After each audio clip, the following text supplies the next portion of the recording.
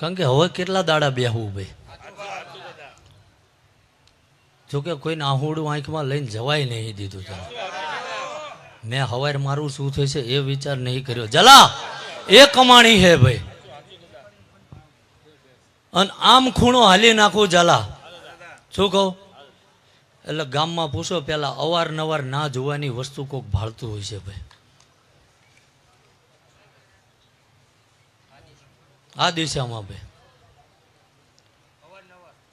કોઈ વસ્તુ કોઈને કોતક દેખાતું તો પૂછો, કોઈ વસ્તુ ફરતી હોય આવો આભાસ થતો હતો?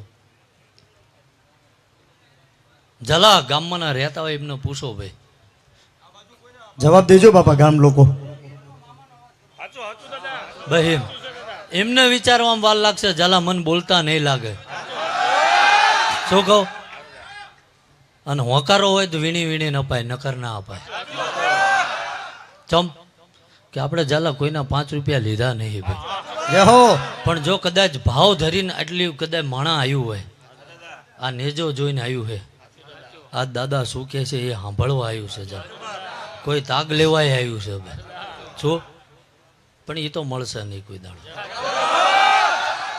એટલે ઝાલા લેજો વાર લઈને તો ઘણું આવું લશ્કર મારું મોટું છે ભાઈ. શું કહો? પણ જેટલું સારું લાગે એટલું બોલાય. ઝાલા પણ બરોબર કદાચ 24 તારીખ થાય, શું કહું છું, અને આ પોકરણનો પીર બેહી જાય, બરોબર તો બોલું છું ને ભાઈ? શું કહું? એટલે હું એક આશી મેલીને જઈશ આવું નહીં કહેતો. ઝાલા ગામો ગામથી સાધુ સંત ભુવા ભગત બધાય આવશે, અને જેને જેને જે મળશે ઝાલા એ અહીં આશી મેલીને જશે. શું કહું? ચમ કે આમને કંઈક કરવું હતું, આર્યાએ જૂનામાંથી નવું કર્યું ભાઈ. વાહ વાહ, બરોબર છે ને ભાઈ? શું કહું? એટલે ઝાલા તે દાડે મને વચનની કિંમત હતી ને આજે છે, અને જે બોલું એ કરીને બતાવી દઉં છું ઝાલા. શું કહું?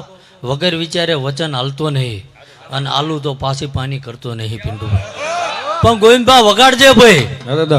જો આજ અહીં આવ્યો છું ભાઈ, અને ભીતુમાં ભાલા ના ધરબી દઉં હું વિક્રમસિંહ નો 900 વર્ષ પહેલા રચના તે રચાઈ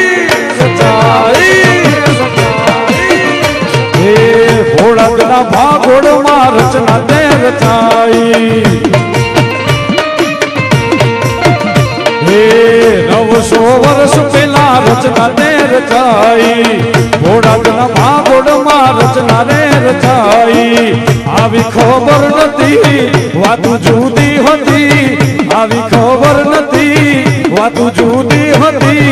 ચારણની દીકરીની લાજ તે બચાઈ બચાઈ બચાઈ.